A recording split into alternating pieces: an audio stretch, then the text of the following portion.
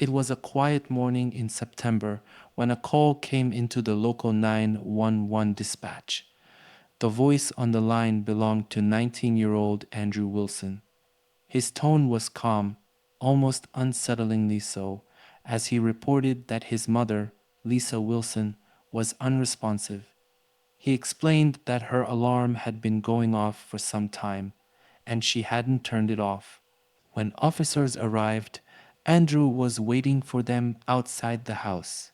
He stood in the driveway, his expression unreadable, neither panicked nor grief stricken. The scene inside the house was far more telling. Lisa, 51 years old, was found in her bed, a pool of blood soaking through her pillow. She showed no signs of life. There was no weapon in sight, no indication of a struggle, and nothing to suggest she had harmed herself. What struck detectives immediately was the tranquility of the scene compared to the horror of the discovery. Lisa appeared as though she had been sleeping, but the blood told another story, a far more sinister one. Before that you think is necessary for me to know. Um, I do ask that you're honest with me. Okay, I've been doing this a long time. I talk to a lot of people. Um, Not everybody's honest. I can usually tell when people aren't being honest with me. I don't get offended when people lie to me, but I usually let them know, yeah, you're not being honest with me. Okay. Um, I'm not going to lie to you, so I don't expect you to lie to me. Um, so with that said,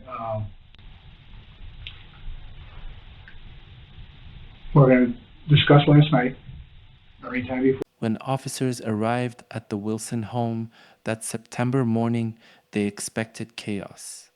After all, the call to 911 described a mother found unresponsive in her bed, a situation that usually brings grief, panic, or at least confusion. Instead, what they found left them unsettled. Andrew Wilson, just 19 years old, stood in the driveway, waiting. He didn't approach the officers with urgency or wave them down in desperation. Instead, he stood quietly, his posture relaxed, his expression blank. He greeted them as though they were arriving for something mundane, not a matter of life and death. "Is everything all right?" one of the officers asked as they stepped out of their patrol car. Andrew nodded and gestured toward the house. "She's upstairs," he said simply, his voice calm and detached. The officers were immediately struck by his demeanor. Andrew showed no tears, no trembling hands, no signs of shock or confusion emotions that are almost reflexive in such situations. It wasn't that he seemed cold exactly, but his lack of visible distress stood out. Most people, especially someone so young, would be visibly shaken or frantic in this situation. Yet Andrew's calmness gave the scene an eerie stillness. Inside the house, the contrast between Andrew's composure and the horror they discovered in Lisa Wilson's bedroom was striking. Blood soaked through the bed linens, pooling beneath her head. Lisa lay motionless, her body undisturbed, as if she had been asleep. But there was no weapon, no obvious signs of a struggle, and nothing to suggest an intruder had been in the home. Outside, Andrew remained cooperative but eerily subdued. When officers asked him about what had happened, he gave short, concise answers but offered no further explanation. "Her alarm was going off.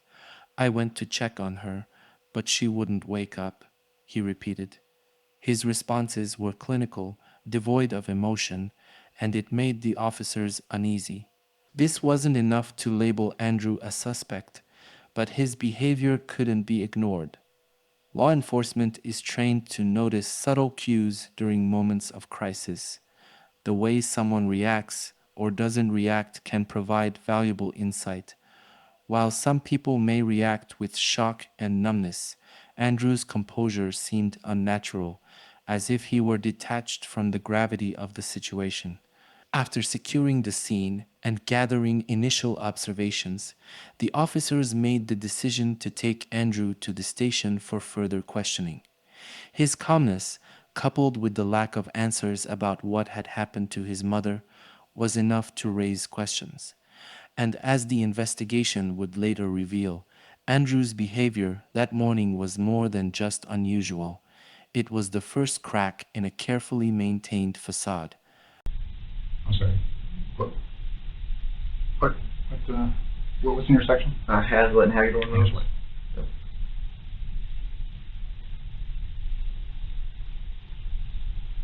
Okay, and then after that, what'd you do?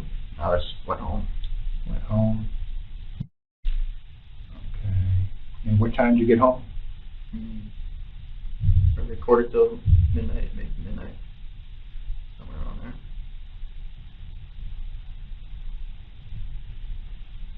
Okay, and then you said that from that time. During questioning at the station, Andrew Wilson began recounting the events of the previous night. His story was straightforward, but strangely devoid of emotional depth. He explained that his evening had been uneventful, filled with routine activities. According to Andrew, he had come home from work around midnight, exchanged a few words with his mother, and then retreated to the family room. I played PlayStation for a couple of hours, he told detectives. His tone was casual, as if describing an ordinary evening. He mentioned playing games with friends online until about 2 in the morning. Then, unable to fall asleep, he decided to go for a drive, a habit he said helped him relax on restless nights. Andrew claimed he drove aimlessly, sticking to familiar back roads near the house. I just kept turning wherever I felt like it, he explained. After driving for what he estimated to be about an hour, he decided to stop at a gym to work out. But when he got there, he realized he didn't have his membership card. Frustrated, he returned home, arriving at approximately 4:30 in the morning. He said he fell asleep on the couch shortly after and was awakened a few hours later by his mother's alarm. Detectives listened carefully, noting the simplicity of his timeline. Andrew's version of events painted an image of a quiet, solitary night. However, his lack of detail and absence of any emotional reflection about his mother struck them as odd. Most people, even when recounting mundane activities, tend to offer more texture or stray into tangents. Andrew, on the other hand, seemed robotic, rehearsed even. The timeline he provided seemed plausible on the surface, but detectives knew better than to take it at face value. Establishing a timeline is a cornerstone of any investigation, and Andrew's story, while simple, had gaps. For instance, his claim of driving aimlessly raised questions. Why would someone drive around for over an hour in the middle of the night with no clear purpose? And how could he be so precise about his return time if he wasn't keeping track of the clock? Additionally, his description of waking up to his mother's alarm raised doubts. He claimed he found it odd that she hadn't turned it off, yet he didn't express immediate concern when he went to check on her. Instead, he seemed to glide through his story without hesitation, offering only what was asked and nothing more. Detectives' new timelines often hold the key to solving cases. Any inconsistency, no matter how small, could unravel a carefully constructed alibi.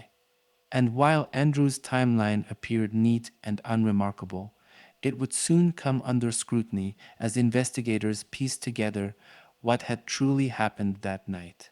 I just took a turn whenever I felt like it. Just driving around to drive around. Okay, which roads? So I took Meridian to Holt. And there's some other small side streets that I usually don't take going to my dad's. So did you go to your dad's? No, I went near his house, but then I went towards M52 and then turned on M52 down to Green River.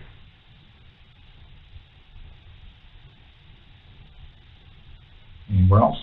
And then to Planet Fitness at the Meridian Mall. And what time did you get there? I say around 4:30. And what happened there?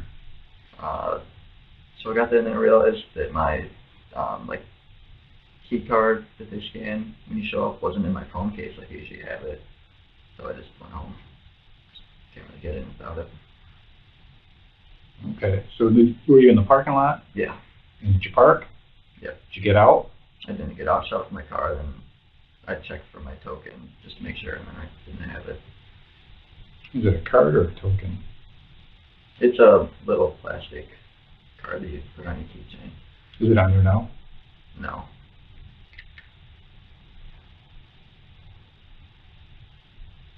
And then what'd you do? And watched episode of TV and went to bed. So where'd you go from Planet Fitness? Just straight home. Okay. And what time did you get home? 4:45 probably.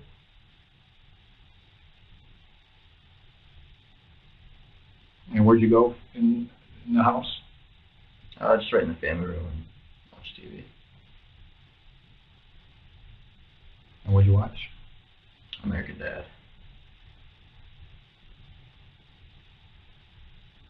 And then what? And then just fell asleep Where'd you fall asleep at? on the couch.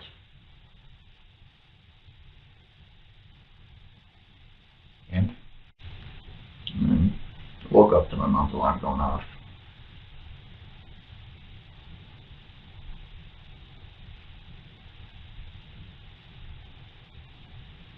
And what time was that? 7:45. And what'd you do? And then went up to go shut it off and see why she wasn't waking up, and then saw her and called 911. What was the last conversation you had with your mom? She was asking exactly what time I was going to bring the puppy to my dad. And when was that? When was the conversation? 12, maybe quarter after.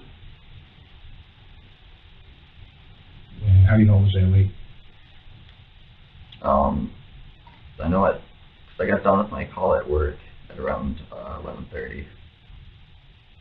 And then I had to email it, which took a little extra time, and it's about a 15 to 20 minute drive home.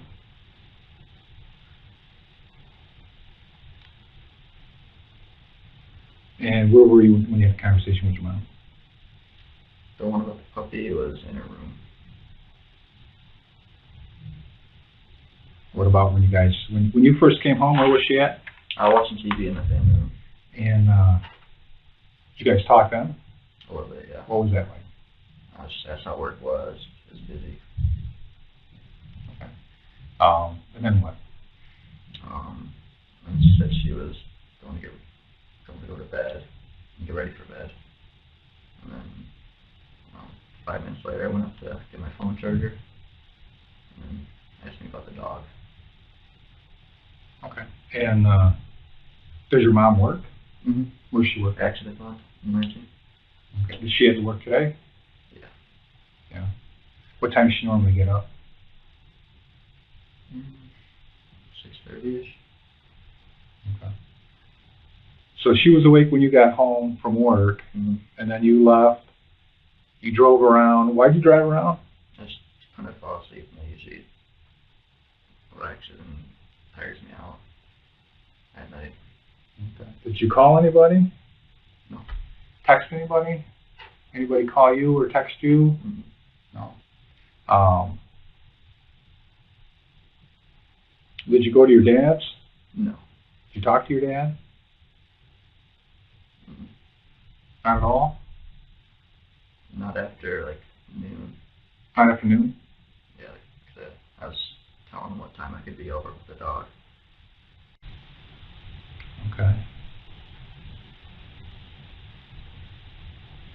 All right, so you get home, Mhm. and your mom's in the living room, and you guys just have a regular conversation? Yep. Yeah. Then she goes up to bed, you go up there to get your phone charged, you guys talk again? Mhm. And what'd she say then? Just asking about the dog, what time I was getting up to bring her to my dad's. What's it like between you guys? Me and my mom? Yeah. It's good. You guys argue at all? Never? Not really. No?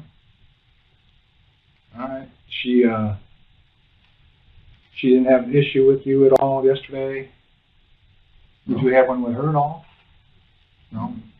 There'd be no reason for you guys to be arguing or for her to be upset? Was she upset about anything lately? No, not really.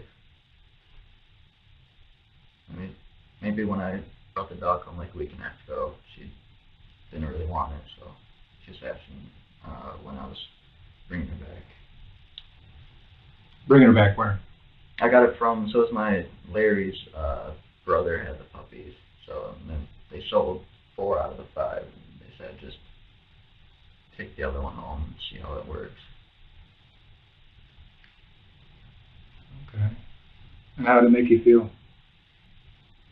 I mean, I kind of had a feeling that she wouldn't 100% want it. Sure. But I just figured give it a shot. No one else was wanting her, so. Wanting the puppy? Mm-hmm. Yeah. Yeah, my son just did the same thing to me. He brought home a dog, brought home a puppy. Fortunately, he goes to college, so he left and took the puppy with him. But, you know, when he comes home, he's going to be bringing it, and I'm not happy about it. I wasn't happy he's going to bring this dog in my house. That's going to, and we just got new floors and carpet, and, you know, dog's going to, you know, make messes and that kind of thing. And, you know, is that how your mom was? Yeah. Yeah. Maybe not so much messing up the floors, but like our other dog, who's 2, didn't like her at all. So that's probably the main reasons you want to get rid of her. Is that your mom's dog? Kind of both of ours, yeah. But yeah, my mom's. All right, so you guys have a brief conversation about that. You go back downstairs and you play games and stuff with your friends till about 2. What happens after 2 o'clock? So they both got off, and then around, I didn't feel like playing by myself anymore, so just watch TV. All right. Did you talk to your mom again after that? No, she was sleeping. She was sleeping? Yeah. Okay. What does your mom wear to bed? What's that? What does she wear to bed? Depends. Usually, I think she has like a nightgown thing. Nightgown thing? Okay. That. So she wears like bed clothes? Yeah. She wouldn't wear like street clothes to bed? No? I've never seen her. You've never seen her wear like street clothes? No. No. Okay. So you leave the house and go for a drive. Mm-hmm. Drive around. You're gone for how long? About Driving probably hour and a half. hour and a half. Just driving around back roads. Yeah. And then you go to Planet Fitness. Mm-hmm. And what were you gonna do at Planet Fitness? Just work out, tighten me out. So You can do that at 4:30 in the morning. Yeah. Mm-hmm. Oh, you've done it before? 4:30 in the morning. I haven't done it. I've done it like 2 before. I haven't done it 4, but it. Okay. And then you come home, and you talk to your mom again when you come home? No. Not at all? Mm-hmm. You see her at all? No. And then you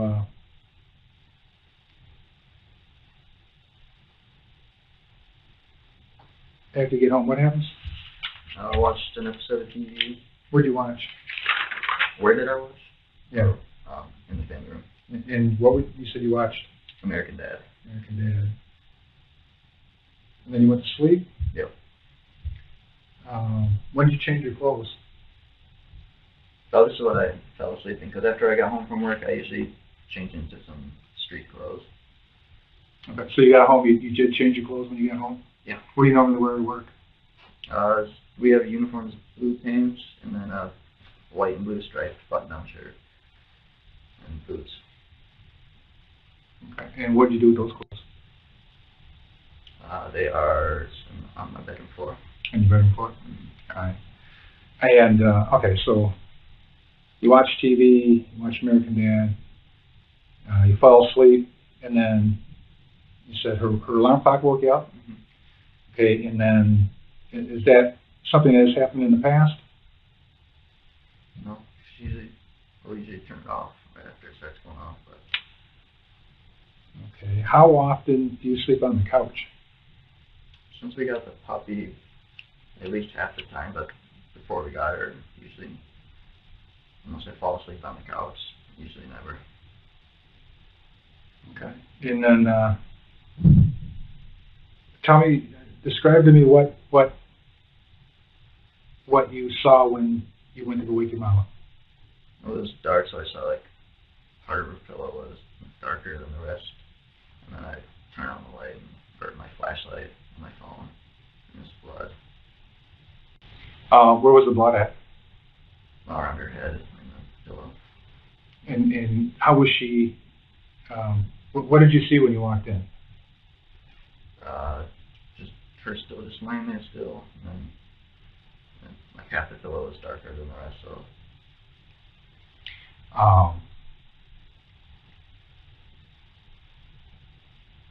Could you see any part of her head? yeah, I didn't look super hard. Kind of looked away right away, but I think I did, yeah. Okay. Was she covered at all? She had a sheet kind of up there, just Okay. covered. Did you touch anything in there? No. Okay. And how long were you in the room? 5 seconds.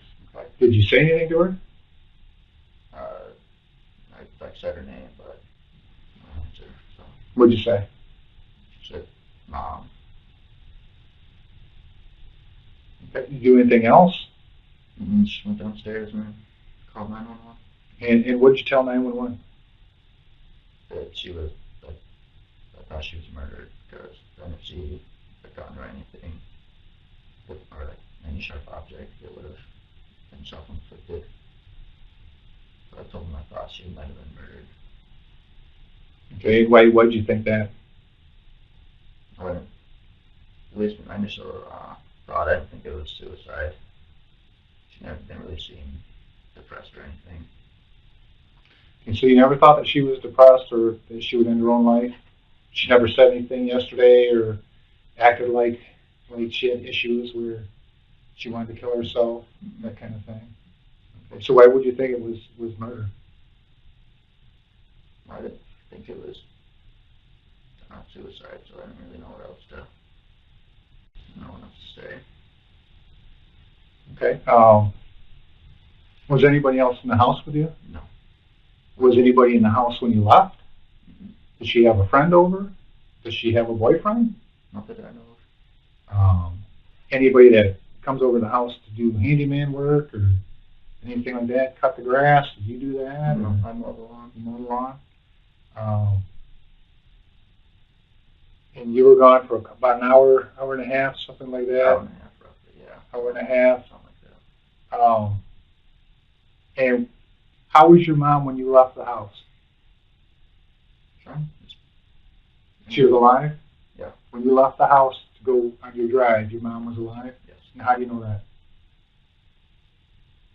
Well, I mean, I'm not 100% sure. I didn't hear anything strange or see anything, so I figured she was. Okay. So when you were in the house, you didn't see anybody in the house? No. You didn't hear a gunshot? Mm-mm. You didn't hear anybody screaming? Did you hear an argument? No. Was your mom yelling at anybody?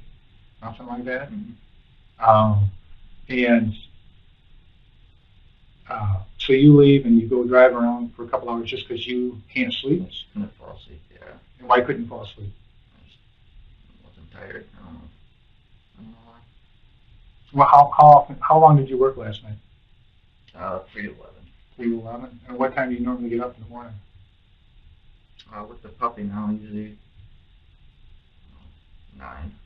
9? All right. And Did you eat yesterday? Mhm. Okay. Regular? I mean, like breakfast, lunch, dinner, or? Lunch, dinner. I usually don't eat breakfast. Okay. What time did you eat last night? Like dinner time? Probably been 7:30 or 8. Okay. 7:30 or 8, and then you get home around midnight. Mhm. Did you have anything to eat after you got home? Yes, I had some snacks. Not a real meal. Like what? I had a Hershey bar, and then I had a Mountain Dew to try and keep me up for a little bit, just in case I got a call. So I don't want to sleep through my phone. And that's it. Okay. Did you drink any alcohol? Does your mom drink alcohol? Just when she's hanging out with her friends, so Okay. maybe like a couple times a year. Right. So you don't think she was drinking last night? Is your mom on any type of medication? Not that I know of. Maybe just vitamins. Okay. Nothing, no type of narcotics or opiates or anything like that that would, and no antidepressants or anything that you know Not that I know of. of? Okay. Is she pretty healthy? Yeah. Okay. And does she do illegal drugs at all? No. Never? Not that I. Okay. What about you? Do you ever use them? No. You smoke weed at all? I did last summer, but I haven't since like September. Nothing last night? No. Use any other recreational drugs? Mm-hmm. Cocaine or meth or anything like that? All right, good. Um, Sorry, this thing's going off all the time. So as far as you are concerned, when you were home yesterday, everything was normal? Yep. Everything, there was no rift between you and your mom? Mm-hmm. Nothing whatsoever?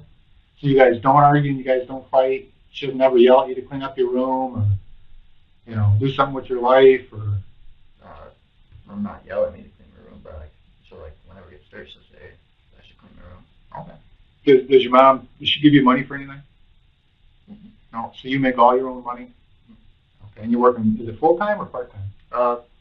Lately, yeah, it's been like 5 days a week. 5 days? Yeah. Okay, all right. And, okay, and when you left, did you lock the house? Yes. So when you leave, you lock the door? Mm-hmm. Which door did you leave from? Or the back door. The back door, describe it for me. I don't know how many doors to the house yet. Yeah, That's what I'm asking. right. So there's, the front door is like right against the road with the green porch, but the back door is along the sidewalk with the deck. With the deck? Are there just the two doors, the front door and the back door? Yeah. Okay, you don't have a side door or anything? Okay, you don't have an entrance that goes like a storm door? We do, yeah, but it's always locked. Can you get into the house from there? Or is it just From the outside, you have to like break off the latches to get in. You have to break off the latches to get in? Yeah. Okay. Does your mom own any guns? My mom, no. Okay. Does your mom shoot guns? No. Does she hunt? No. Okay.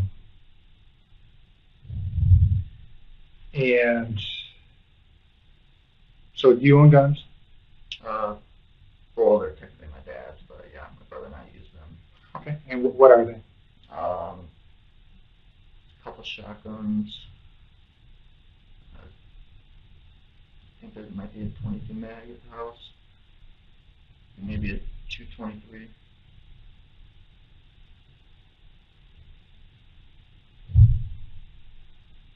Okay. And what kind of shotguns are they? There's a 12 gauge and I believe a 20. And where are they at? In the spare bedroom right off of the family room, there's a little gun safe. On the first floor? Yeah. Okay. And what about the 22 mag? Is that a rifle or is that a pistol? Rifle. Rifle. And how many of them are there? I haven't looked in a while. Probably one or two. My brother's one that uses them most of the time. So. Okay. And where are they kept? In the gun safe. Okay. And you said there's 223? I believe so, yeah. And where's that at? The questioning shifted focus when detectives asked Andrew about firearms in the house. Calmly, he explained there was a gun cabinet in the spare bedroom on the first floor, just off the family room. He described it as a wooden cabinet with glass panels where several rifles were stored, including a 22 Magnum. Andrew mentioned that the cabinet also contained a 12-gauge shotgun and a 20-gauge shotgun, as well as a small stash of ammunition. When detectives probed further, he clarified that the cabinet wasn't locked. Anyone in the house could have accessed the weapons. This detail immediately caught their attention. The 22 Magnum stood out. It's a lightweight, versatile rifle often used for small game hunting, but in the wrong hands, it's deadly. The mere presence of the firearm in the house added a chilling layer to the investigation. Detectives began to wonder, could the weapon in that cabinet have been used to kill Lisa Wilson? If so, who had accessed it and why? Andrew's calmness during this line of questioning was striking. He offered no hesitation, no protest at the insinuations being made. But detectives knew that the physical evidence would tell a clearer story. They made a mental note to inspect the gun cabinet and the weapons inside carefully, particularly the 22 Magnum. Any fingerprints, missing ammunition, or signs of recent use could become the critical link tying Andrew or someone else to the crime. It was a small but crucial piece of the puzzle, one that would soon take on greater significance as the investigation unfolded. Or they had puppies now, but No? kind of spur of the moment thing. What's your other dog? Shih Tzu. Shih Tzu. All right. And how long have you had the Shar-Pei? 2 Sundays ago, took her home, so we can have. Do you have to pay for her? No. No. Got a free one? Is that the puppy that was in there in the cage? With the cone, yeah. With the cone? Yeah. Do you have the ears clipped or something? Or? She had eye surgery to get rid of excess roll of the skin. Really? Was that expensive? Well, I didn't pay for it. It happened before. Oh, really? And they just gave her to you? Wow. That's kind of cool. What was her name? I haven't picked a name because I was going to eventually get rid of her, so I'll let the new owners pick the name. Oh, really? So you've had her for a couple weeks, and what'd you call her? I just said here girl whenever. Yeah. That's a cute puppy. So your last conversation with your mom was about the puppy? Mm-hmm. And what was that like? Just brief. Just brief? Yeah. And does she not like the dog? She did. It's just I don't think she really wanted an extra dog, and our other dog hates her. So. Yeah. And it was kind of tough. And when the dog was going over to your stepmom's, was she gonna find another owner for it? Or was Yeah, she there's. So one of the people who also work at the shelter, their parents have been waiting 5 years for a Shar-Pei Really? to come to the shelter. Yeah. So how'd you find one for free? It was my friend's brother. Oh. So, Oh, that's right. That's right. You told me that. And they just couldn't get rid of her. yeah, they just want to get rid of her. So What were they selling them for? You know? they were selling them for 5, Yeah. which is That's about right. So how'd you feel about the dog going away? sad. But I would be sad. I'm sad for you. You know, Right. talking about it just makes me kind of sad. Just just because I know. I'll show you my police dog. That's my police dog. Hmm. Yeah. You ever have a presentation done at Williamston with the canine? Do you remember any? I don't. Back when you were in elementary school? You might have that been. age. There might have been. Because I used to do them out there. Me and that dog. There might have been. I don't Yeah, remember. because you're like 19, 20? Yeah. Yeah, it's about 20 years ago is when we went to dog school, so. Who knows, maybe, right? Yeah. Maybe when you're in first grade or so, but. All right. Back when, just backing up a little bit, how did your dad know to show up at your mom's house this morning? Why did he show up? I told him that I wouldn't make it to drop off the dog. When did you tell him that? Like 7. I think it was actually 7:35 that I sent him a text. 7:30 this morning? Yeah. While I was still in the driveway. And then, I guess, I don't know, He was calling right as I was handing over my phone. Oh, okay. All right. So, what'd you tell him in your text? I just said, I'm not going to make it. I'll talk to you about it later. And then I guess he just showed up. Okay. Were the police were already there? Mm-hmm. Did you tell him about your mom? I didn't talk to him. I Okay. didn't know he was there until he was leaving. What about when you texted him in the morning? No, not yet. I didn't know if I was supposed to tell anybody yet. Well, I was still being investigated, so I didn't. Okay. Did you tell any of the deputies that your dad wanted to know what was going on? Mm-hmm. No. I didn't think he was going to show up, but Okay. Yeah, he's one of the other detectives is talking to him right now. So, so we got to figure something out here. Okay. mm-hmm. After you leave, and you go driving around, and you come back, the back door that you locked, was it locked when you came home? No, it wasn't quite shut all the way because it was kind of hard to shut. But Oh, it wasn't shut. Which door? the back door. Is it like the storm door, or is it No, a screen door? The one with the deck. Is it just one door? It has a screen door and then an actual door. Okay, and which one wasn't closed all the way? The actual wooden door, which I figured. So most of the time, whenever I leave in the middle of the night to go on a call, my mom, like, if she ends up coming downstairs to let the dogs out, she'll just leave the door unlocked. I figured that's what it was. Okay, so you figured that your mom. Saw that I was gone, so she probably thought that. Figured that she thought that I was on a call for work. Okay. All right. From what we see right now, we don't think this is a suicide. Okay. Okay. There's no indication that there's a suicide. You don't think it's a suicide. No.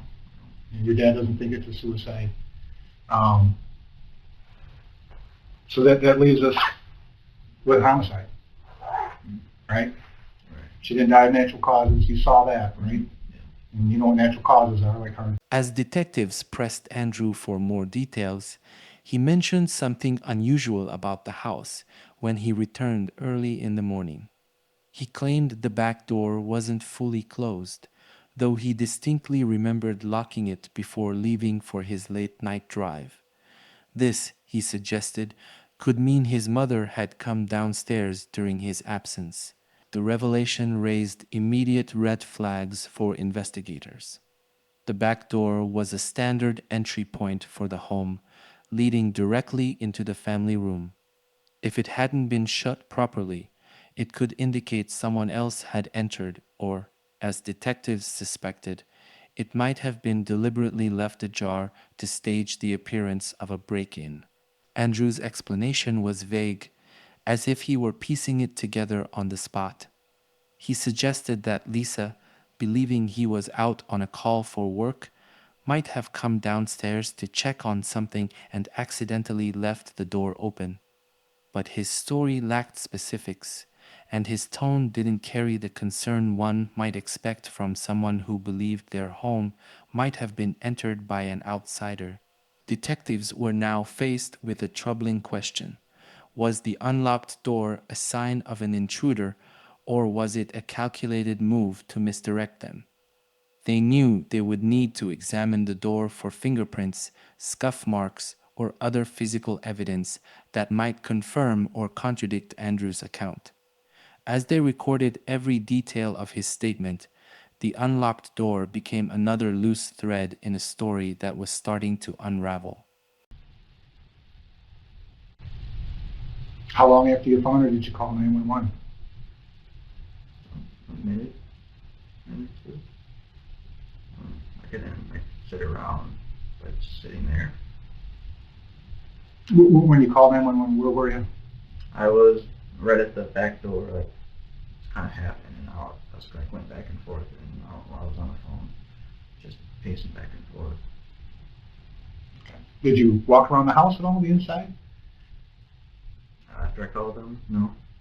Were you afraid that there was anybody inside the house? Not at all? Not really. Did you see anybody at the house or near the house when you got home? Mm-hmm. Did anything seem out of place when you got home? No, I was only in the sun porch, which is where the dog kennel is, and then I went in the family room. Those are the only, or I guess in the bathroom. What were you doing in the bathroom? Just went to the bathroom. Okay, and when was that? It would have been after I got home, so 4:30. Right when I got home to the bathroom. Okay, so that was before you found your mom? Yeah. All right. So after you called 911, Mm-hmm. you went downstairs? I was already downstairs. When you called 911? Yeah. So I went So you went downstairs down there? before I called. Yeah. Okay. And what did you tell 911? That I thought she was murdered because I didn't see a gun or anything. I didn't think she committed suicide. Okay. So Well, let's talk about that, about not seeing a gun or anything. Did you look for a gun? I didn't look on the other side of the bed. I didn't see one on the ground in the room or anything. Okay. Did you expect to find one? No, not really. Okay. You told me earlier you were only in there for a few seconds. So I walked in there, saw that it didn't look right. So I pulled out my phone and turned on the flashlight, and then saw her. And I left. So it was kind of dark in there? Yeah. Okay. You said you thought you saw blood on the pillow? Yeah, because it looked like half of it was darker than the white. So Okay. I turned on the light to see. Was her head covered? By the sheet? I don't think so. No. I think it was kind of just up to her shoulder. Like up to her shoulder? Like she was sleeping. Okay. Did you shake her at all? Mm-hmm. Did you scream her name at all? Yeah, I yelled her name, yeah. I wouldn't say screaming, but... Okay. And you said you were only there for a few seconds, but you looked for a weapon? You looked for a I gun? didn't, get down underneath the bed. I just took a quick glance. Didn't see anything. Okay. And then did you run out of the room? Or you just walk out? Half and run, but I was definitely faster than walking.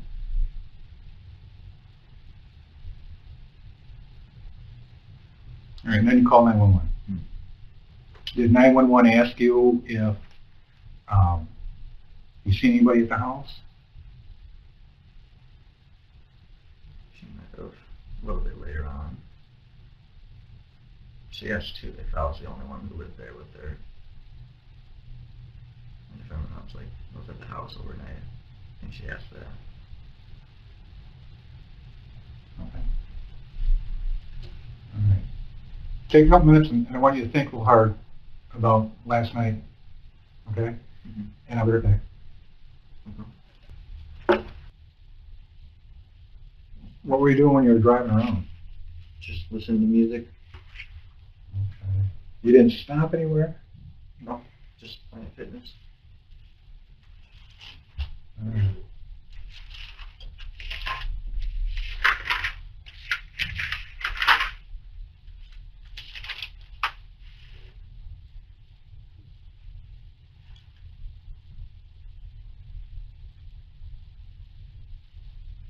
What time do you think you left home? 3:15, 3:30, somewhere in that range.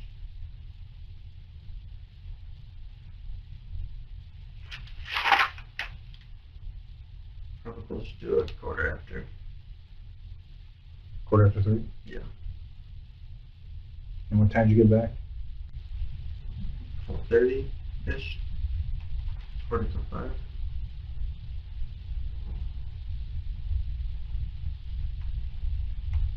And you went in the same door that you came out? Yeah. Was it still locked? When I came back, no. The actual lock wasn't locked? No. And how do you lock the door? Either with the key or manually. So was it like a deadbolt? Or No, is it just in the on handle? the handle. On the handle. Lock, yeah. Was your mom's bedroom door, was it open or closed when you went up when the alarm was going off? It was open. The door was open, is that normal? I think it depends. Usually she'll sleep with it shut, but I've seen her sleep with it open.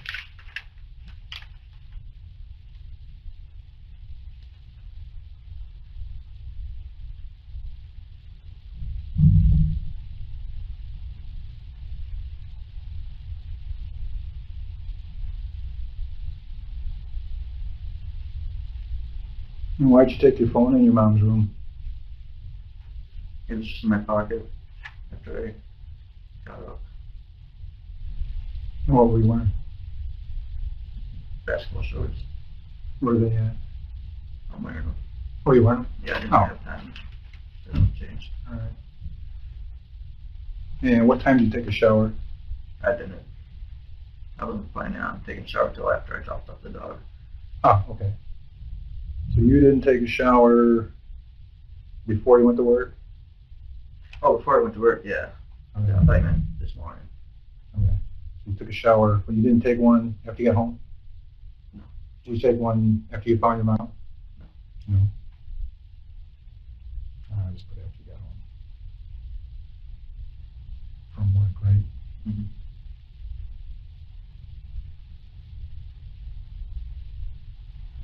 Do you hunt? Sometimes. Okay. Do you target shoot? Not really. When's the last time you fired a gun? Last fall. Last fall. What was that? 20 gauge for deer season. Did you handle a firearm last night? No. Did you shoot a firearm last night?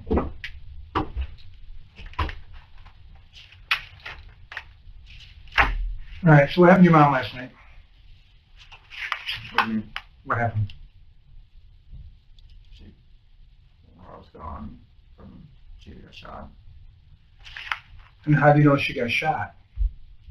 I just assumed there was, since there's all the blood on her head. By this point in the interrogation, detectives had grown increasingly skeptical of Andrew's account. His calm demeanor, vague timeline, and odd observations about the unlocked door all painted a picture that didn't sit right. They decided it was time to confront him directly. One of the detectives leaned forward, his tone shifting from conversational to firm.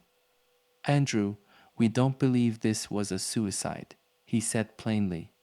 The words hung in the air like a challenge. Andrew's expression didn't change, but his body language shifted. He sat a little straighter, his hands fidgeting slightly in his lap. Detectives pressed further, pointing out the inconsistencies in his story. If Lisa had died by suicide, where was the weapon? If no one else had been in the house, how could the back door have been left open?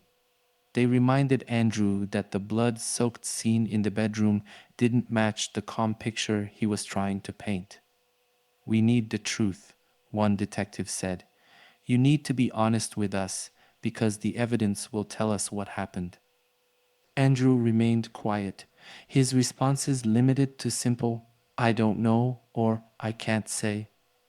But his hesitation and his inability to provide concrete answers only fueled the detectives' suspicions. They began to zero in on the gaps in his timeline, specifically the hours he claimed to have spent driving aimlessly. "You said you drove around," one detective said. "Where did you go? Did you meet anyone? Did you stop anywhere?" The questions came rapidly now, each one designed to corner Andrew into either filling in the blanks or admitting to his deception. His earlier confidence began to waver. He stumbled over his words, his usually calm tone faltering under the relentless scrutiny. As the tension in the room grew, one detective played on Andrew's emotions. "We know you cared about your mom," he said, softening his tone. "But something happened, didn't it? Maybe it was an accident. Maybe it was something you didn't mean to do, but we need to hear it from you." It was a calculated move, a technique designed to make the suspect feel understood while simultaneously pushing him to admit guilt.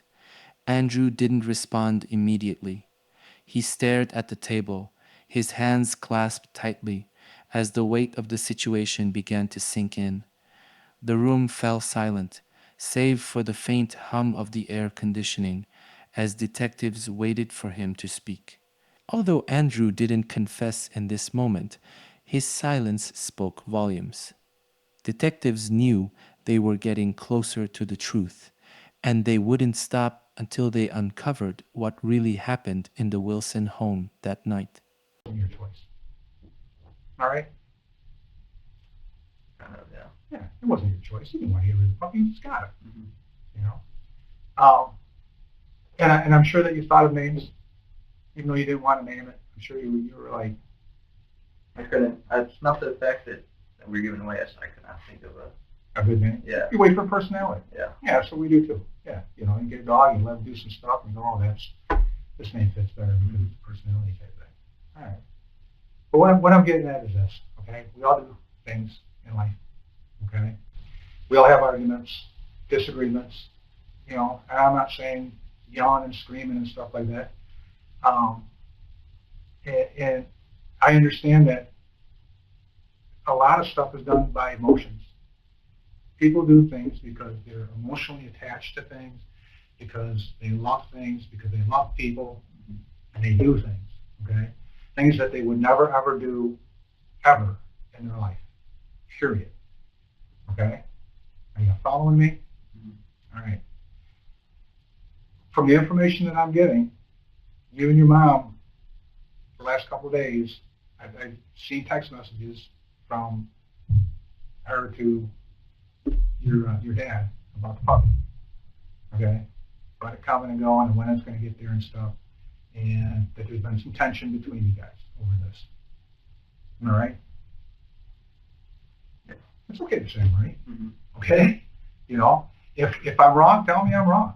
You know, you can do that, either one. But what I'm getting at is there was nobody in your house last night but you and your mom. Mm-hmm. We know that, okay? I've got ears over there right now, people telling me what's going on.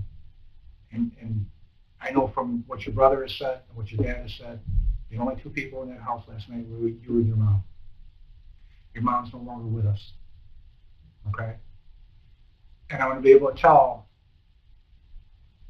from the evidence and from what you've told me about your drive, if you were there or not, if you were anywhere in there, okay? And there's reasons, and I'm sure you watch cop shows, you know that we do things that are going to verify stuff, okay? A lot of stuff is stuff that I don't even have a part in because I'm not techie, you know what I'm saying? All right? You got to be upfront with me, you got to be straight with me, and don't lie to me, okay? I'm being honest, I want you to be honest, okay? You have to tell me what happened last night with your mom. It's tough, it's hard, it's not going to be easy, okay? But don't think that I'm not going to listen. Don't think that I'm not going to be compassionate, okay? Because I understand these things. I've been doing this a long time, okay? I have never judged anybody, and I won't start today, all right? You didn't leave your house last night when you said, did you? Probably a little later. Probably a little later, okay? You and your mom, you had some words last night, didn't you? What do you mean, have some words? About the puppy. You told me she talked to you about the puppy a little bit, Mm-hmm. discussed the puppy. What did that lead to? Anything? Mm-hmm. I was fine giving away the puppy since she said. Okay. No, I agree with that. I agree with that. Okay?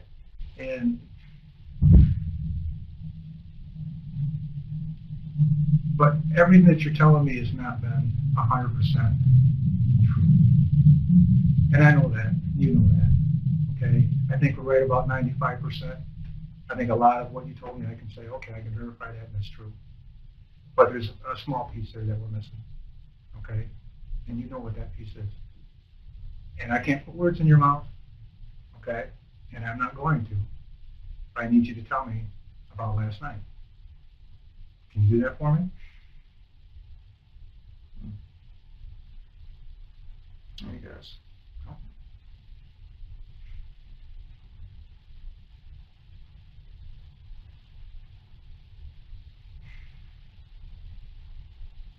It's all right, Andrew.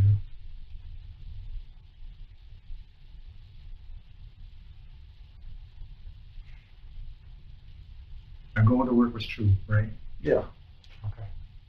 So, coming home from work, you got home around midnight? Mm-hmm. Okay. Start from there. She talked a little bit, like about work, and she went to bed. And I played PlayStation for a couple hours. And then what happened?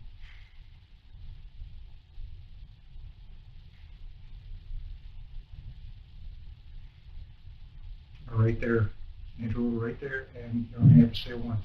I don't think I can. You can say it. I know you can.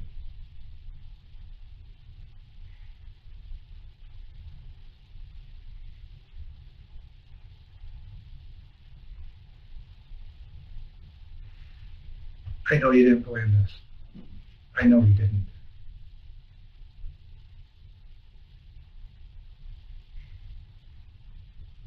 Just be straight up with me.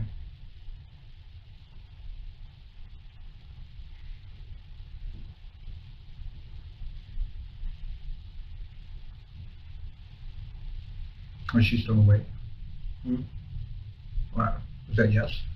What? Was she still awake? Was she asleep? She's sleeping. All right. Okay. And then what?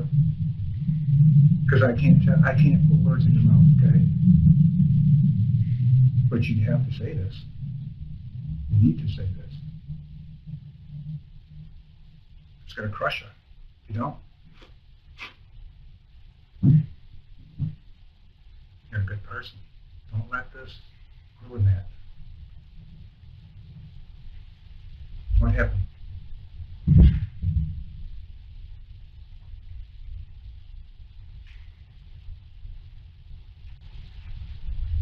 Andrew, You can say it.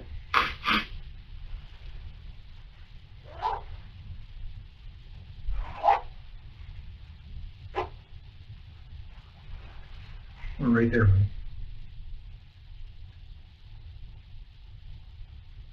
I can guarantee you this, okay? I've heard worse. I have. And I was in your house today, this morning, okay? I just need to know from you why I was there today.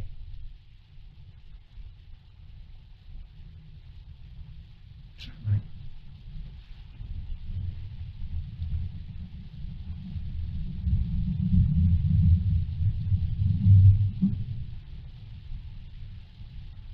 So you got home from work. And what did you write after you got home from work? Changed. Okay, you changed your clothes. And what did you put on? Street clothes. Is it what you have on right now? Or did Pretty you much. change? Yeah. Okay, pretty much. What did you have on that you don't have on now? Well, I didn't have a t-shirt on when I was on PlayStation. Okay. All right.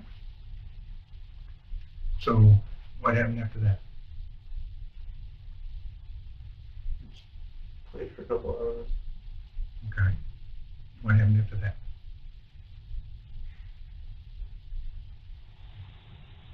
You love your mom, right? I know you love your mom.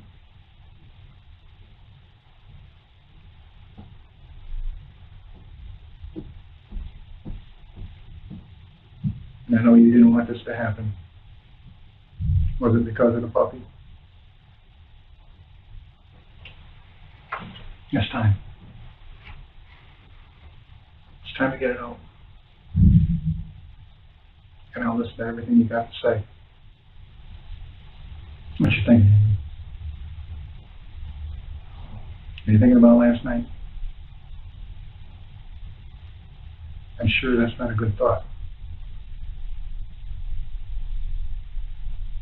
You can't keep it all inside you like this. It's not going to be easy. It never is. It never is. It's right there. I'm not going to make you say it more than once. But it's got to be said. It's not easy. It's not pretty. It's not something that you want to do. It's not something that I want to do. But here we are. This is where this led us. What happens if I say it or if I don't? What's the difference? It makes a difference, Andrew. It'll make a difference for you. It'll make a difference for your family.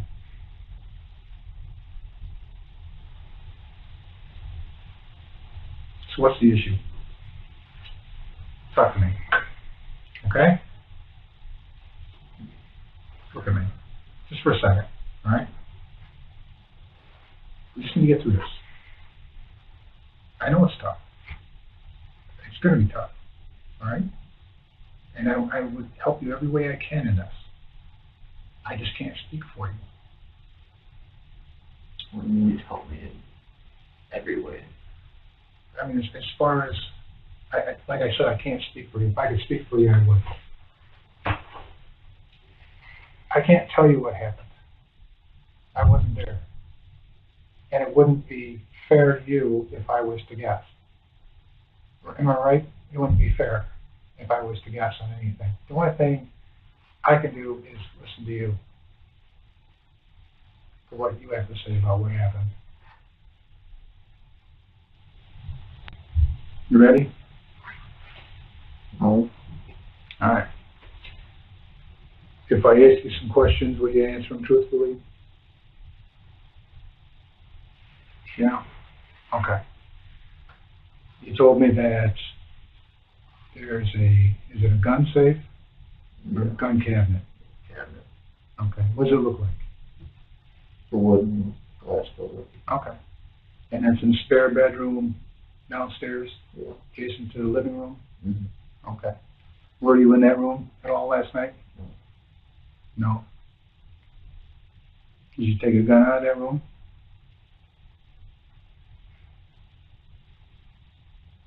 You told me you'd answer my questions.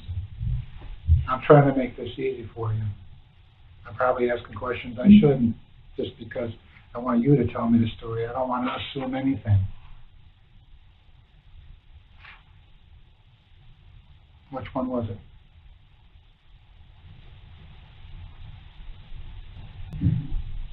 Did you want to start with that question I asked you?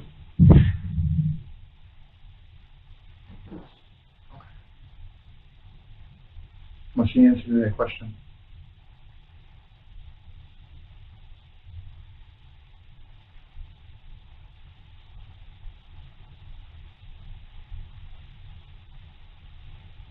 Yes. Yes. Thank you.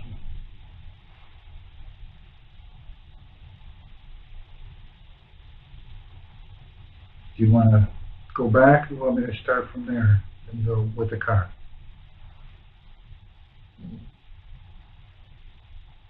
All right.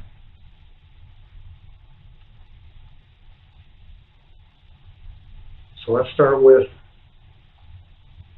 you know she's sleeping because the door is shut. Okay? Do you open the door? The hours of questioning were beginning to wear on Andrew Wilson. His once calm demeanor now showed cracks, his hands fidgeted more often, his voice trembled slightly, and his once quick responses began to slow. Detectives had been relentless, circling back to inconsistencies in his timeline and pushing him on key details. Finally, their persistence paid off. It started with a subtle shift in Andrew's tone. When detectives asked again about the gun cabinet, his answer came slower, more measured. I did go to the cabinet, he admitted, almost as if the words were being forced out of him. The room went still for a moment as the significance of this statement sank in. Andrew had just placed himself in direct contact with the weapon, a 22 Magnum rifle, the very type of firearm that could have been used in Lisa's death. But when pressed further, what happened after you took the gun? Andrew froze. His words faltered, and his gaze dropped to the floor.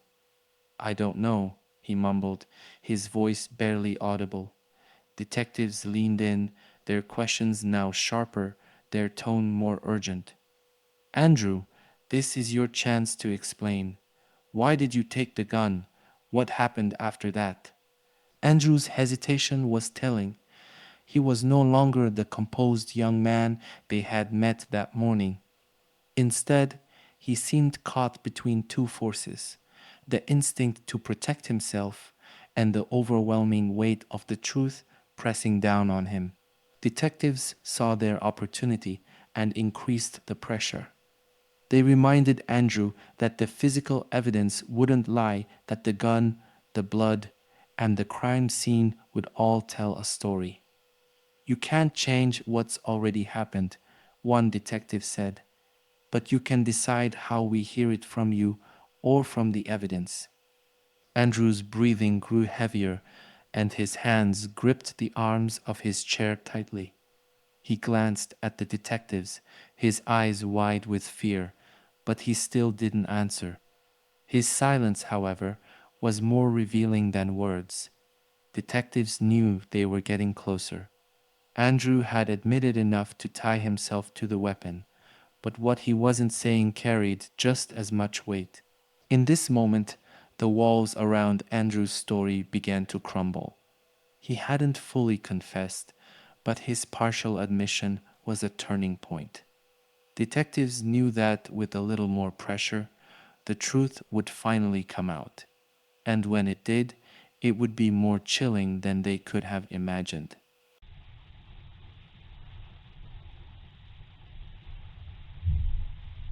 What happens next?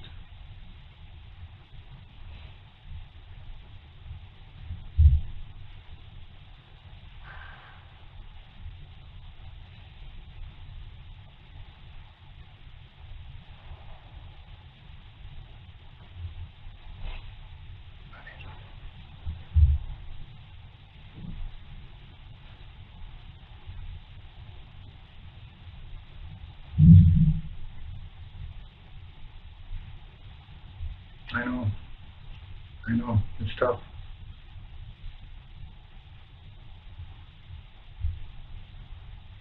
You walk into the bedroom, and what happens?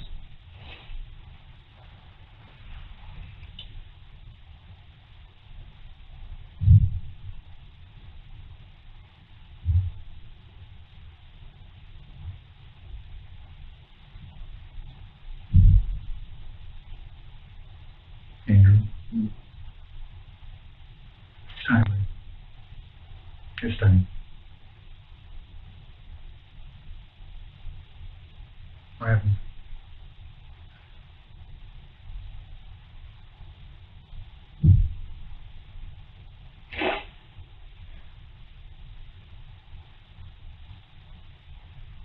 Just say it.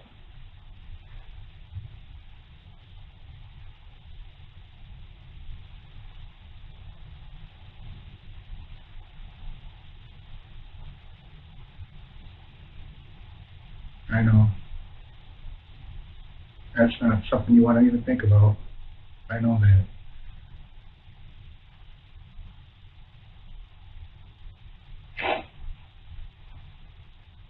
Does she wake up? No?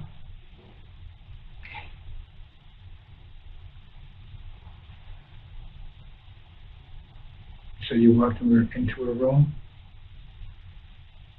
How far into her room?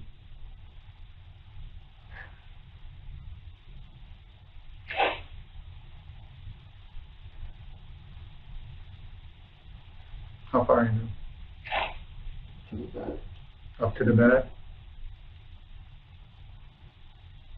And which part of the bed? Closest to the door. Okay, so the side?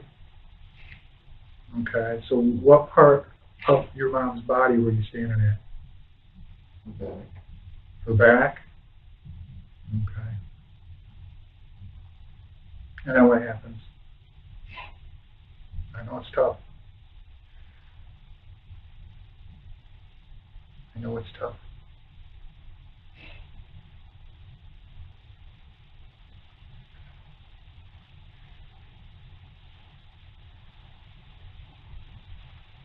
When you go in her room, do you have anything with you?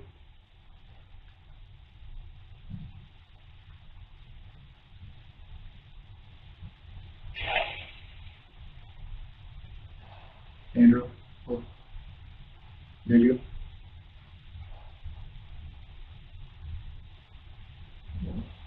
I didn't hear you. Yes. Yes? Okay. Does your mom ever wake up? No. Okay. So what did you have with you?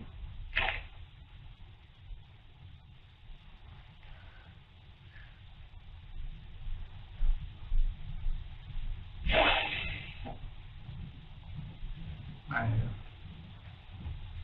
know it's tough, but you're right there.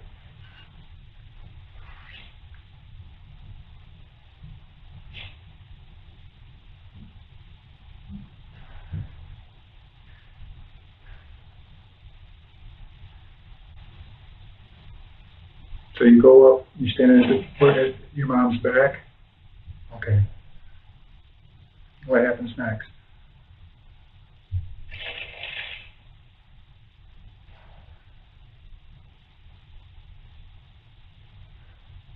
It's okay. It's okay.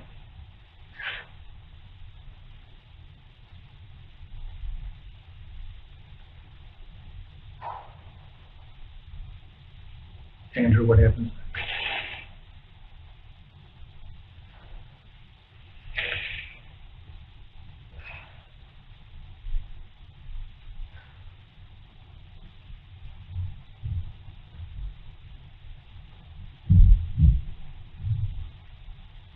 I can't say it for you.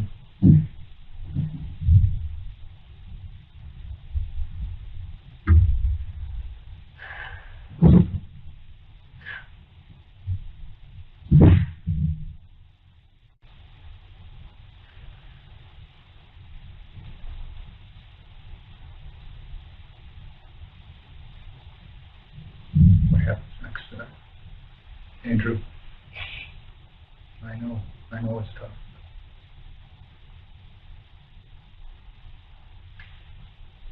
You said you took something in the room with you? What was that? A what?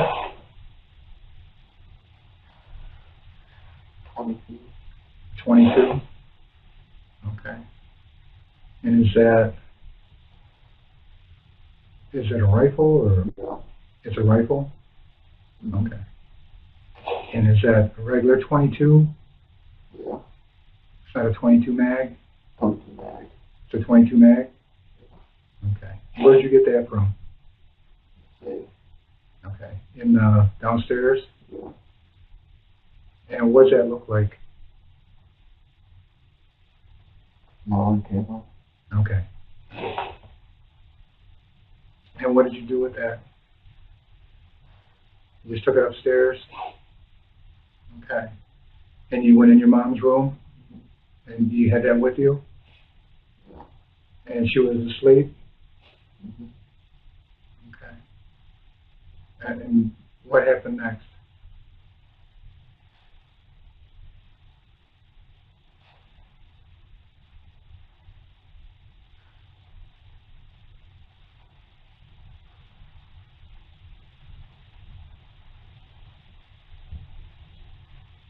Mhm.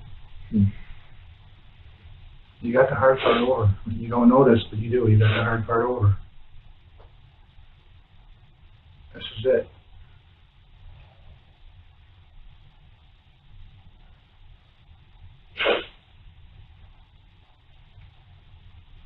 happened in the room?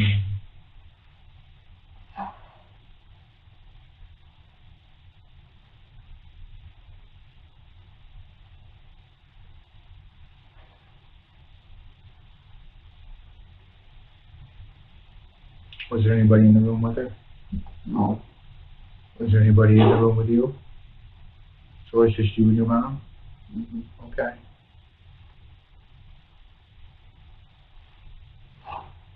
And she never woke up.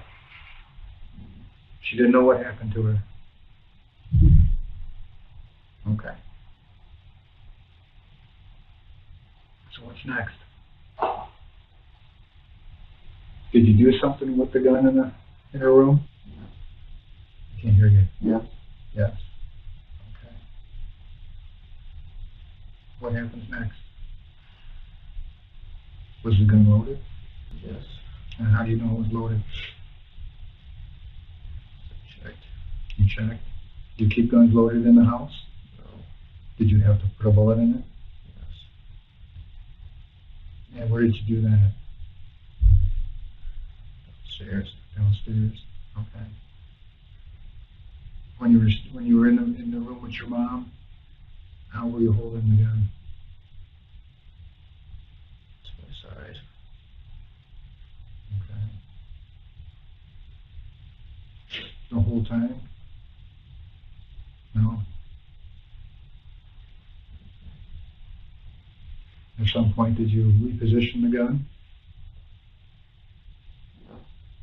Is that a yes? Yes. How did you do that? We did comparing it vertically to horizontally. Carrying it vertically, then horizontally? Yes. Right. How? Can you show me? So just hold it with one hand, held it to the side. Okay.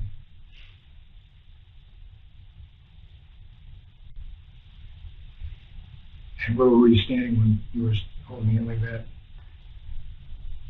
How back to the I can't hear you. Can you sit up for? I know it's tough. I know it is. I just can't hear you. Where were you standing? right next to the bed. Okay. And where was your mom? In the bed. Okay, so you're facing her back? Or so she's laying on her side now? Yes. Okay. And what happens next? I aim it. What's that? I aim it. Okay, and when you say that, what, do you have to move the gun to aim it? How? More towards her head. Okay. Do you pick the gun up and look down sights or anything? No. You just move the barrel? Yeah. Okay. And then what?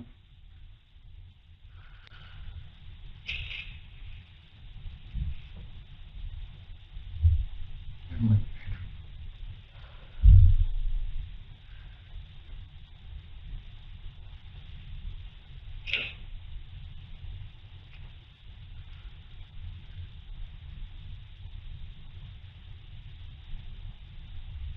You're doing good. I know it's hard. The hard part's over.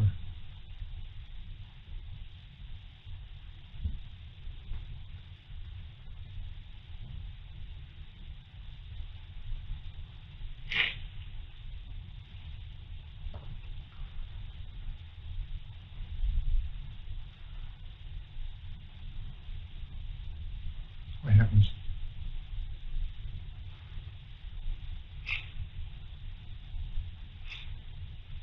What happens, Andrew?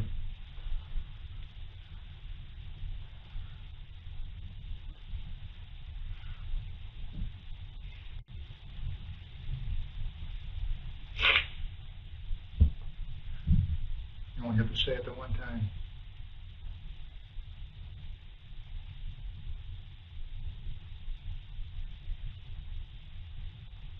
Does she wake up? No. And she's not facing you? Mm-hmm.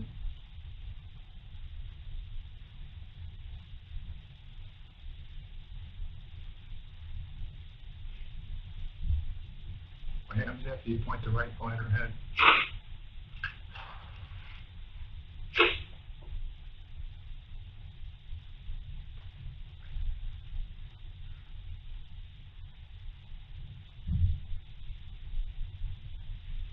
What's next? Pull the trigger. I'm sorry. Pull the trigger. You pull the trigger. Then what happens? And I left. Okay. So you pull the trigger, and how does that gun operate? It goes off. Is it semi-automatic? Does a shell eject out of it? You have to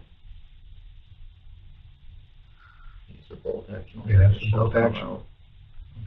Do you do that? No. Where's that gun now?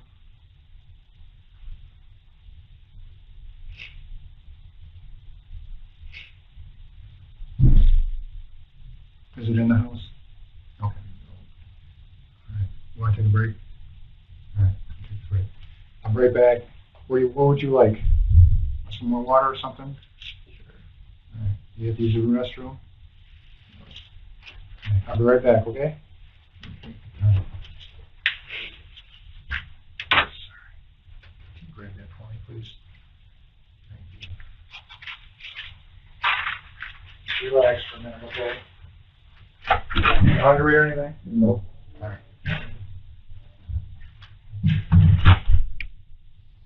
Hard part's over. I just need to shore up a couple of little details. When you left the house, did you drive around like you said? In the same areas that you told me? Okay, did you take the gun with you? Mm-hmm. Yes? And where's that at? Off of M52. Find that map again, probably. Okay, I'll go get the map. I don't know exactly what road it was. Did you put it where you could go back and find it later? I mean, how did you get rid of it? Off the road. Did you get out of the car? What? Did you drove over there? Did you get out of the car and take the gun with you and place it someplace? Or? No. Yeah. Okay. What else is with the gun? No. Nothing else. Okay. What about clothing? Shoes? Anything else? Okay. Did you ever take the shell out of the gun? Empty one? Yeah. No. How many shells does that hold? It holds 6. 6. Now, do they push down inside of it? Mhm. Okay. Just like a regular bolt action gun would. Did you load the whole thing? How many did you put in there? Just one. Just one? Okay. And, all right. Let me go grab that map real quick. All right? After hours of intense questioning, Andrew finally admitted what detectives had suspected all along. He had taken the .22 Magnum rifle from the gun cabinet and used it to kill his mother. But what came next was equally important. When pressed about the weapon's current location, Andrew confessed to disposing of it. He described how, after the shooting, he had driven aimlessly through rural roads, carrying the rifle with him. In his account, Andrew pulled off the road near a stretch of overgrown brush and discarded the weapon.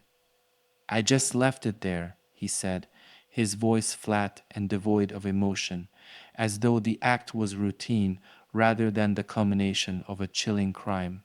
The detectives pressed for more details. Which road? How far from the house? Were there landmarks? Slowly, Andrew began to piece together the location for them. He described a section of road bordered by tall grass and a cluster of small trees. "It's near the top of a hill," he added, gesturing vaguely, as if replaying the memory in his mind. There were no houses around. Detectives knew the value of this admission. Recovering the weapon would be critical not only to confirm Andrew's confession, but to gather physical evidence such as fingerprints, DNA, or ballistic markings that could tie the rifle to Lisa Wilson's murder. The location he described was rural and isolated, a deliberate choice to ensure the weapon would remain hidden.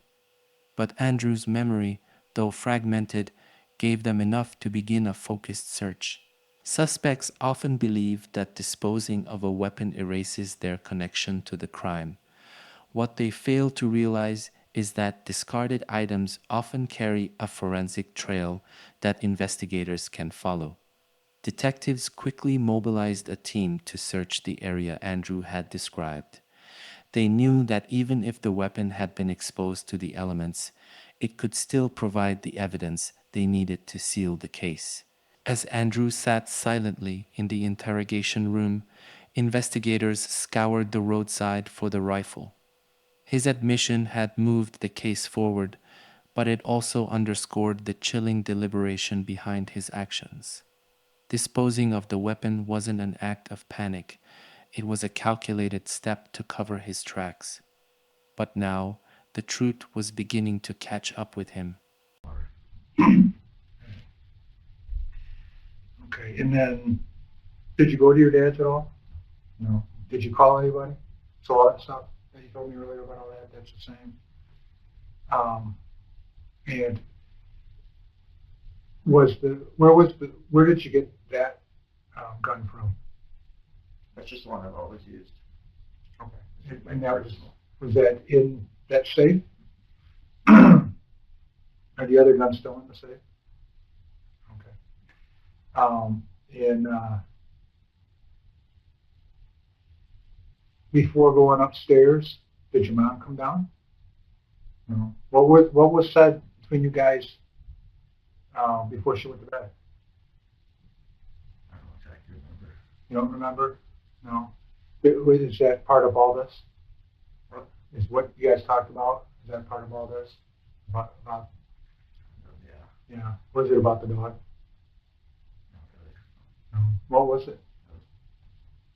A bunch of little stuff that just built up over time. Like what kind of stuff? Just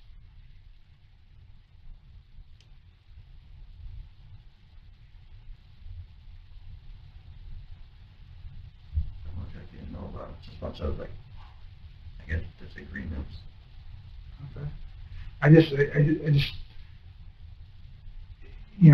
there's something more to this, I'd like to be able to help you out with it. I mean, instead of just saying little agreements. I mean, if it's something major that can help you out, I can put that in a report.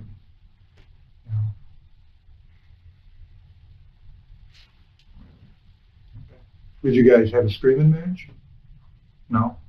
Did she hit you? No. Did she threaten you at all? No.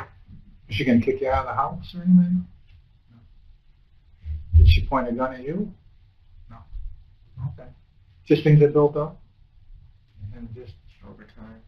what's that? Just over time. Overtime meaning? Like, Over time. yeah, built up Things over over time. Okay. All right.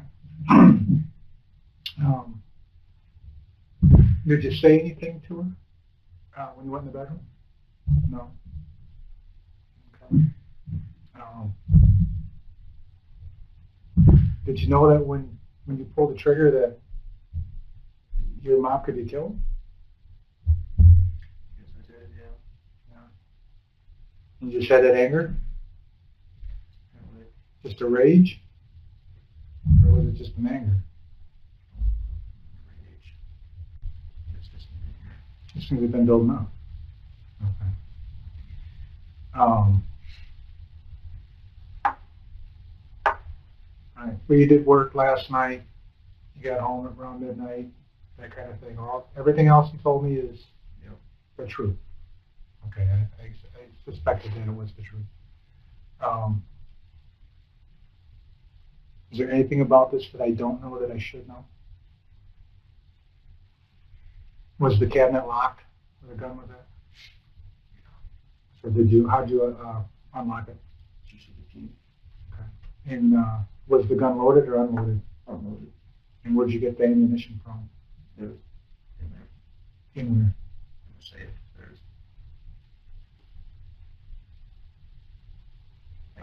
There's probably a box of them. Okay, can you see them? Like, if you're looking in the safe? Or?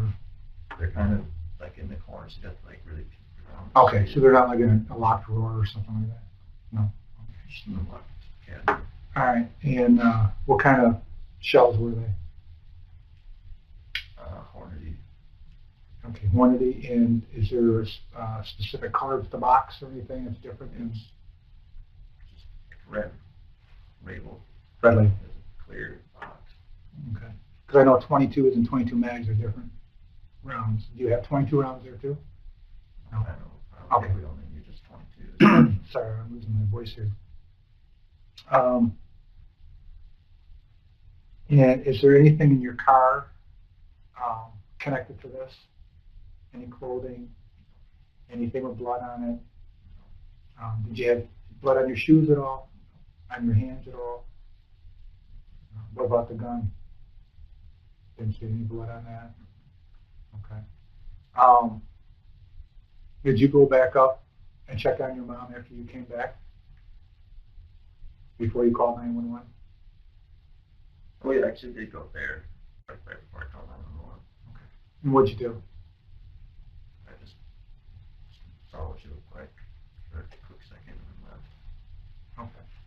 And then you went downstairs? And when did you call 911? A minute after I got downstairs. Okay.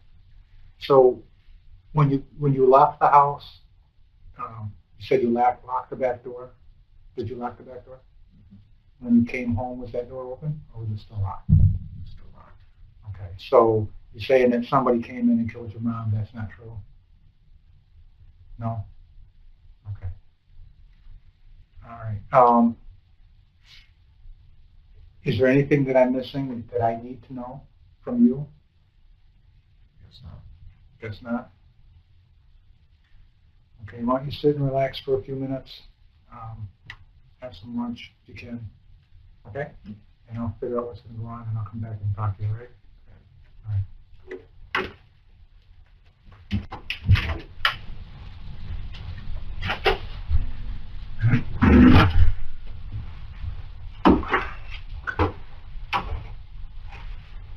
So you're left-handed? When you hold a gun, do you hold it left-handed? You hold it right-handed? Yeah. Why is that? I'm right down. Oh, okay. All right. Anybody else in your family left-handed? No, just you? When you came back, when you went upstairs and checked on your mom, did you take any pictures with your phone or anything? No. No.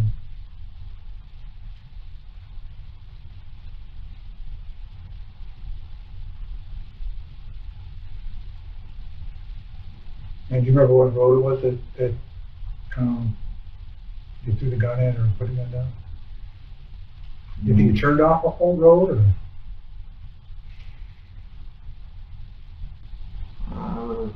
Maybe.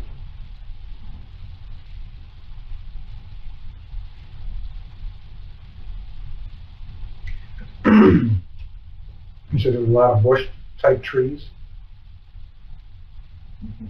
Yeah. Now the tree that you put it under, is that one of those type of trees too? It is near it, yeah. Was near it? Was it like a bush tree though? Kind of, yeah. So I mean, if you're looking at it, you got a bunch of little trees and you got another tree by itself?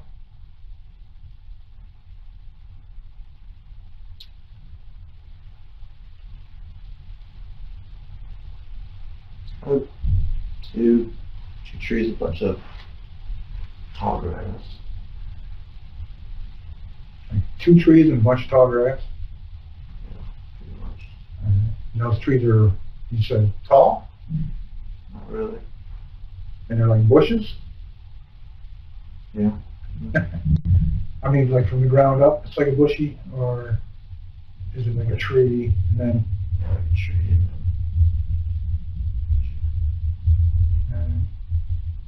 Anything else that you can remember that marked that area? Did you put anything to mark that area?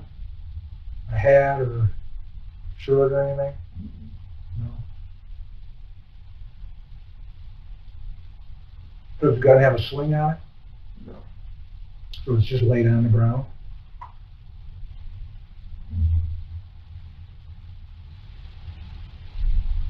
Were you upset when you got home from work tonight? No? When was it that you decided to take the gun out of the case? The cabinet? Don't remember.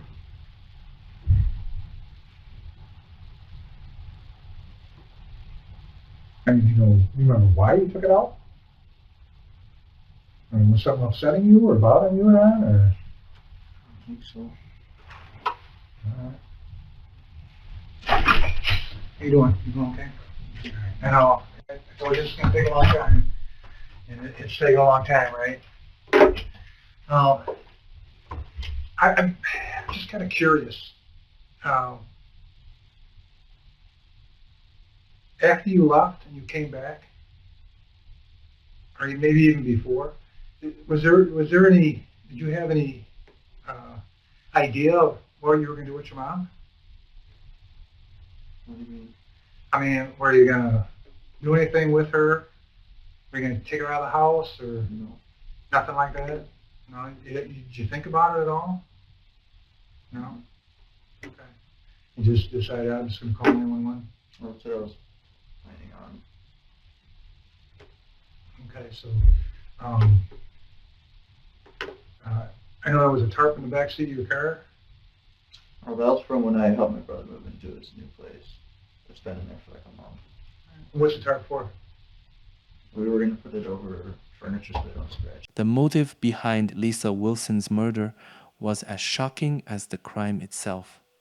Under pressure, Andrew confessed that his frustration stemmed from an argument with his mother about a puppy he had brought home. Lisa had made it clear that the dog would have to go, a decision Andrew deeply resented. It wasn't fair, Andrew said, his voice cracking for the first time during hours of questioning. I just wanted to keep her. What should have been a minor family dispute spiraled into an unspeakable tragedy, fueled by Andrew's simmering anger and inability to cope with the situation. This revelation added a chilling layer to the case, how something so seemingly trivial could result in such devastating consequences. When the case went to trial, Andrew's defense focused on his mental health. His attorney argued that he had been struggling with severe depression and hearing voices at the time of the crime. These symptoms, they claimed, were side effects of chemotherapy treatments Andrew had undergone as a teenager for Hodgkin's lymphoma. The courtroom was divided. The prosecution painted Andrew as calculated and deliberate, pointing to the steps he took to retrieve the gun, commit the act, and dispose of the weapon. Meanwhile, the defense emphasized his fragile mental state, arguing that his actions were the result of an untreated mental health crisis. In the end, the court weighed these factors but determined that Andrew was criminally responsible for his actions. The sentencing reflected the deliberate nature of the crime, but the case raised difficult questions about how mental health intersects with criminal responsibility. Lisa Wilson's death was not just a crime. It was a devastating breakdown of family dynamics. At its heart was a young man, unable to manage his emotions, whose frustrations over a puppy spiraled into irreparable violence. The tragedy served as a stark reminder of how mental health, family conflict, and impulsive actions can intersect with catastrophic results. This case leaves us with hard questions. Could this tragedy have been prevented? Were there warning signs that went unnoticed? And how can we better support those grappling with emotional instability to prevent such horrific outcomes? As we close this case, It's important to remember that many family disputes can escalate if left unchecked. Recognizing the signs of mental health struggles or growing tensions can save lives. If you or someone you know is struggling with anger, depression, or overwhelming stress, please seek help. Let's work to prevent tragedies like this in the future.